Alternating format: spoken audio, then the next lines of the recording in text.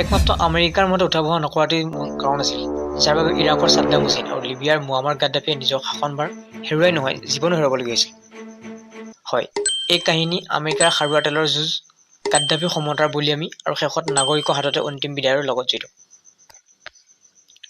ইতিমধ্যে ছাদ্দাম হুছেইনক লৈ এটা ভিডিঅ' আমাৰ চেনেলত আপলোড কৰা হৈছে। থাম্বনেইল দেখি গম পাইছে এইটো ভিডিঅ'ত লিবিয়াৰ এসময়ৰ দুৰ্দান্ত শাসক মুয়াম্মাৰ গাদ্দাফিক লৈ। এইখন আফ্ৰিকা মহাদেশ। এই মহাদেশতে অৱস্থিত এইখন লিবিয়া। হয়, এই লিবিয়াতে সুদীৰ্ঘ ৪২ বছৰ ধৰি শাসনভাৰ চম্ভালিবলৈ সক্ষম হৈছিল মুয়াম্মাৰ গাদ্দাফিয়ে। গাদ্দাফিৰ শাসনকালত লিবিয়া দেশখনক আফ্ৰিকাৰ ধনী দেশসমূহৰ ঠাইত ধৰা হৈছিল। পঢ়া-শুনা, চিকিৎসা, কাৰেণ্টৰ বিল প্ৰায় বিনামূলীয়া আছিল। ঘৰ বনাবলৈ আধা অংশ টকা চৰকাৰে যোগান ধৰিছিল। গাড়ী কিনিবলৈ, ব্যৱসায় কৰিবলৈ বা অন্য কাৰণত প্ৰয়োজন হোৱা ধন কোনো ধৰণৰ সুদৰ বোজা নোহোৱাকৈ বেংকৰ পৰা লোন হিচাপে লোৱাৰ ব্যৱস্থা আছিল। দেশৰ ৰাহি ধন দেশৰ নাগৰিকলৈ সমানে ভগাই দিয়া হৈছিল। তেখেতৰ দিনতে লিবিয়াৰ ৰাস্তা-ঘাট, দোকান-বজাৰ, ঘৰ-দুৱাৰ সকলোতে উন্নত ৰূপ পাইছিল। পিছে গাদ্দাফি পতনৰ পাছতে শান্তি আৰু সুখ সমৃদ্ধিৰে ভৰা সেই সময়ৰ লিবিয়া আজিৰ অৱস্থা অত্যন্ত পুতৌজনক। বৰ্তমান গোটেই দেশখন দুটা শক্তিৰ অধীনস্থ। এটা শক্তি ত্ৰিপলিত প্ৰভাৱশালী আৰু আনটো প্ৰভাৱশালী ইষ্টাৰ্ণ লিবিয়াত। গুলীয়াগুলী, মৰামাৰী এইবোৰ এতিয়া সদায় দেখি অহা সাধাৰণ ঘটনাত পৰিণত হৈ পৰিছে লিবিয়াত।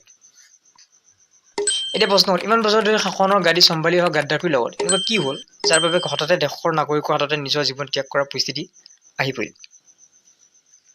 গাদ্দাফি পতনৰ সৈতে মূলতঃ আৰব স্প্ৰিং, কলেজীয়া ছাত্ৰৰ ওপৰত চলোৱা বৰ্বৰ আক্ৰমণৰ অভিযোগ, সময়ে সময়ে আগবঢ়োৱা বিস্ফোৰক মন্তব্য আৰু বিস্ফোৰক কৰ্মকাণ্ড আদিৰ কাৰণ জড়িত হৈ আছে।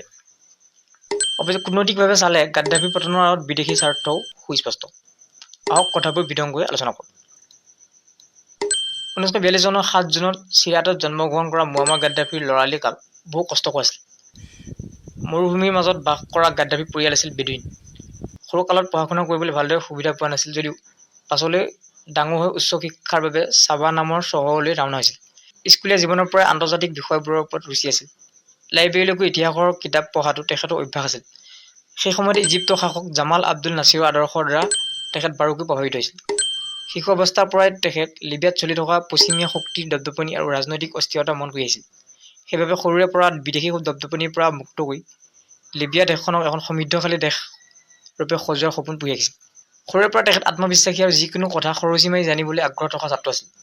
অন্যায়ৰ বিৰুদ্ধে কথা ক'ব পৰাকৈ তেওঁ যথেষ্ট সৎসাহসী আছিল। ডাঙৰ হৈ অহাৰ লগে লগে গাদ্দাফিয়ে সৈনিক স্কুলত নামভৰ্তি কৰাৰ প্ৰতি মন মেলে। সেই অনুসাৰে ৰয়েল মিলিটাৰী একাডেমী বেংঘাজিত শিক্ষা গ্ৰহণ কৰে। পাছৰ পৰ্যায়ত সেনা বাহিনীত যোগদান কৰে। পাছৰ পৰ্যায়ত আন যুৱ সেনা বিষয়াসকলৰ সৈতেও ঘনিষ্ঠ সম্পৰ্ক গঢ়ি উঠে। সকলোৱে মিলিত হৈ দেশখনৰ ৰাজনৈতিক পৰিৱৰ্তনৰ কথাও চিন্তা চৰ্চা কৰিছিল। সেই সময়ত লিবিয়াত ৰজাৰ শাসন চলিছিল। ৰজা ইদ্ৰিছ আছিল সেই সময়ৰ ৰজা।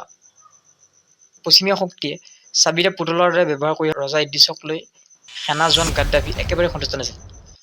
1969 চনত ৰজা ইদ্ৰিছ মেডিকেল ট্ৰিটমেণ্টৰ বাবে তুৰ্কীলৈ যাওঁতেই আগৰে পৰা কৰি থোৱা প্লেনিং মতে মুয়াম্মাৰ গাদ্দাফিয়ে কোনো ধৰণৰ হৈ হাল্লা নোহোৱাকৈ ৰাজহুৱাকৈ 1969 চনৰ 1 ছেপ্টেম্বৰৰ দিনা নিজকে লিবিয়াৰ শাসকৰূপে ঘোষণা কৰে। লগে লগে লিবিয়াৰ ৰাজনৈতিক ইতিহাসত পাতনি মেলে নতুন অধ্যায়। শাসনলৈ আহিয়ে গাদ্দাফি প্ৰথমে ৰজা শাসন ব্যৱস্থা নোহোৱা কৰি তাত গণতান্ত্ৰিক শাসন ব্যৱস্থা প্ৰচলন ঘটায় আৰু তেওঁ ৰিভলিউচনেৰী কমাণ্ড কাউন্সিলৰ মুখ্য নেতা ৰূপে অধিষ্ঠিত হয়। তেনেকৈ পাছলৈ ৰাইজৰ বিপুল সমৰ্থনত গাদ্দাফিয়ে লিবিয়াৰ শাসন ব্যৱস্থা নিজ হাতলৈ আনিবলৈ সক্ষম হয়। ক্ষমতালৈ আহিয়ে প্ৰথমে লিবিয়াৰ তেলৰ ওপৰত ইউৰোপ আৰু আমেৰিকাই চলাই অহা কণ্ট্ৰলত নাকি লগাবলৈ আৰম্ভ কৰে, যাৰ বাবে পূৰ্ব লিবিয়াৰ ৰজা ইদ্ৰিছ আৰু পশ্চিমীয়া শক্তিয়ে মিলি ব্লেক মাৰ্কেটৰ সহায়ত যি সম্পত্তি পাহাৰ ঘূৰি আহিছিল সেই ৰাস্তা বন্ধ হৈ পৰে। 1973 চনত লিবিয়াৰ খাৰুৱা তেল বিক্ৰী কৰি পোৱা ধন ক্ৰমাৎ বাঢ়ি আহিবলৈ ধৰিছিল।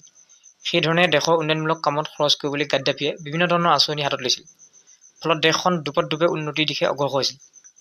সেই সময়ত লিবিয়াক ইউৰোপৰ ফ্ৰান্স, ইটালীৰ দৰে উন্নত দেশৰ ঠাইত বিবেচনা কৰা হৈছিল। এনেবোৰ কথাৰ বাবে গাদ্দাফিক লিবিয়াবাসীয়ে চকুমুদি বিশ্বাসত লৈছিল। ৰাইজৰ পৰা পোৱা তেনে ছাপৰ্টৰ পাছলৈ গাদ্দাফিক গুৰু গোসাঁই নমনাৰ দৰে হৈ পৰিছিল। তেখেতে এক প্ৰকাৰ ভাবিয়ে লৈছিল তেওঁক লৈ গোটেই লিবিয়াবাসীৰ কোনো আপত্তি নাই। অৱশ্যে তেখেতৰ কিছুমান বিস্ফোৰক মন্তব্য আৰু কৰ্মকাণ্ডৰ বাবে মাজে মাজে সমালোচনাৰ বলি হৈ আহিছিল। সেই কথা বেছি গুৰুত্ব সহকাৰে নোলোৱাটো তেখেতৰ জীৱনৰ আটাইতকৈ ডাঙৰ ভুল আছিল। তেখেতৰ শাসনৰ কিছুমান বেয়া দিশ আছিল। বিৰোধী শক্তিক পোহৰলৈ আহিবলৈ নিদিয়া, মুকলি কণ্ঠত কণ্ট্ৰল অনা, প্ৰতিটো সিদ্ধান্ত নিজৰ মতে গ্ৰহণ কৰা, যাৰ বাবে তেখেতক ডিক্টেটৰ ৰূপে আখ্যায়িত কৰা হৈছিল। অৱশ্যে তেওঁ নিজ দেশ লিবিয়াৰ উন্নতিৰ বাবে জান প্ৰাণ ঢালি কাম কৰি গৈছিল। তেখেতৰ প্ৰচেষ্টাতে আফ্ৰিকাৰ ভিতৰত লিবিয়া এখন শক্তিশালী দেশত পৰিণত হৈ পৰিবলৈ সক্ষম হৈছিল। তেখেত পশ্চিমীয়া শক্তিৰ ঘোৰ বিৰোধী আছিল। তেখেতৰ আদৰ্শ আছিল আৰৱ বিশ্ব আৰু আফ্ৰিকাৰ সৈতে ঐক্যতা।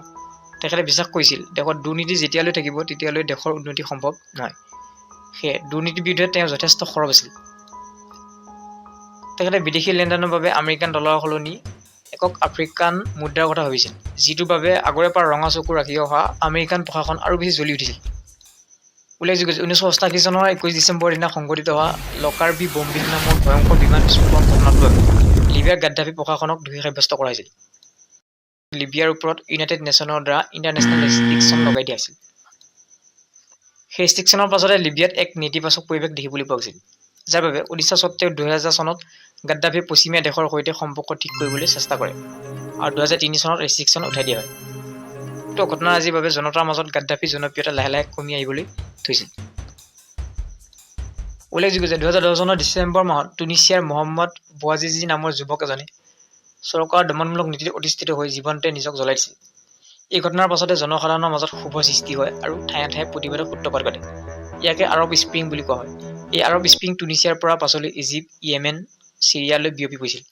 ইয়াৰ প্ৰভাৱতে লিবিয়াতো লাহে লাহে গাদ্দাফিৰ বিৰুদ্ধে প্ৰতিবাদ আৰম্ভ হৈছিল। এই প্ৰতিবাদত আগভাগ লৈছিল ছাত্ৰ সমাজে।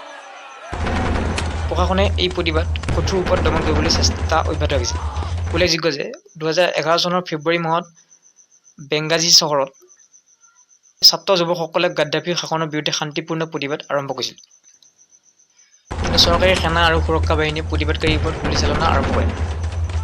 পাছত ভাষণৰ জৰিয়তে গাদ্দাফিয়ে এই বুলি কৈছিল যে দুৰ্নীতি আৰু অপপ্ৰচাৰ চলোৱা সকলৰ বিৰুদ্ধে আমাৰ সেনাই ঘৰে ঘৰে গৈ আক্ৰমণ চলাব। এনেধৰণৰ কথাৰ বাবে জনতাৰ মনত গাদ্দাফি চৰকাৰৰ প্ৰতি ক্ষোভ সৃষ্টি হ'বলৈ ধৰে। শেষত ই গৃহযুদ্ধলৈ পৰিণত হৈ পৰে। আগৰে পৰা সুযোগ বিচাৰি থকা আমেৰিকা এই চেগতে গাদ্দাফিৰ বিৰুদ্ধে চলা আন্দোলনত আৰু এখোজ আগবঢ়াই নিছিল। সময় বাগোৱাৰ লগে লগে লিবিয়াৰ সেনাই প্ৰতিবাদকাৰীৰ ওপৰত অধিক দমনমূলক স্থিতি গ্ৰহণ কৰিছিল। উৰাজাহাজেৰে প্ৰতিবাদকাৰী দমন কৰা বাতৰিটো সমগ্ৰ বিশ্বতে প্ৰচাৰ হোৱাৰ লগে লগে ইউনাইটেড নেশ্যনছৰ নিৰ্দেশ মৰ্মে নাটো বাহিনী নামি পৰে লিবিয়া সৈন্যৰ বিৰুদ্ধে। তেনেকৈ শেষত 2011 চনৰ 20 অক্টোবৰ তাৰিখে দেশৰ জনতাৰ হাততে মুয়াম্মাৰ গাদ্দাফিয়ে নিজৰ জীৱন ত্যাগ কৰিবলৈ বাধ্য হয়। মৃত্যুৰ আগমুহূৰ্তত তেখেতে কৈছিল, মোক যেনেকৈ মৃত্যুৰ মুখলৈ ঠেলি নিছা, এদিন তোমালোকৰ বহুত আফচোচ হ'ব। লিবিয়াৰ সকলো গুণ গৰিমা মই মোৰ লগত লৈ যাম। আমেৰিকা আৰু ইউৰোপৰ সংবাদ মাধ্যমে যদিও গাদ্দাফিক গুণ্ডা সজাবলৈ চেষ্টা কৰে, সঁচা অৰ্থত গাদ্দাফি আছিল নিজ দেশৰ প্ৰতি আন্তৰিকতা থকা এগৰাকী দায়বদ্ধ শাসক। যিটো সময়ত গোটেই লিবিয়া দেশখন বিশৃংখলতাৰে পৰিপূৰ্ণ আছিল, সেই সময়ত গাদ্দাফি শাসনলৈ আহিয়ে দেশখনক উন্নত অৱস্থালৈ নিবলৈ কাম কৰি যোৱা আৰু সফল হোৱা। লগতে 42 বছৰ ধৰি শাসনৰ গাদীত থকা কথাটোৱে ইংগিত দিয়ে যে তেখেত এগৰাকী সঁচাকৈ যোগ্য শাসক আছিল। অৱশ্যে সমতাৰ নিচাত পৰি দেশৰ জনতাৰ আহ্বানক সন্মান জনোৱাৰ সলনি তাক কঠোৰ ৰূপত দমন কৰিবলৈ চেষ্টা কৰাটো তেখেতৰ আটাইতকৈ ডাঙৰ ভুল আছিল, যাৰ পৰিণাম ইতিমধ্যে দাঙি ধৰা হৈছে। শেষলৈ চোৱাৰ বাবে অশেষ ধন্যবাদ।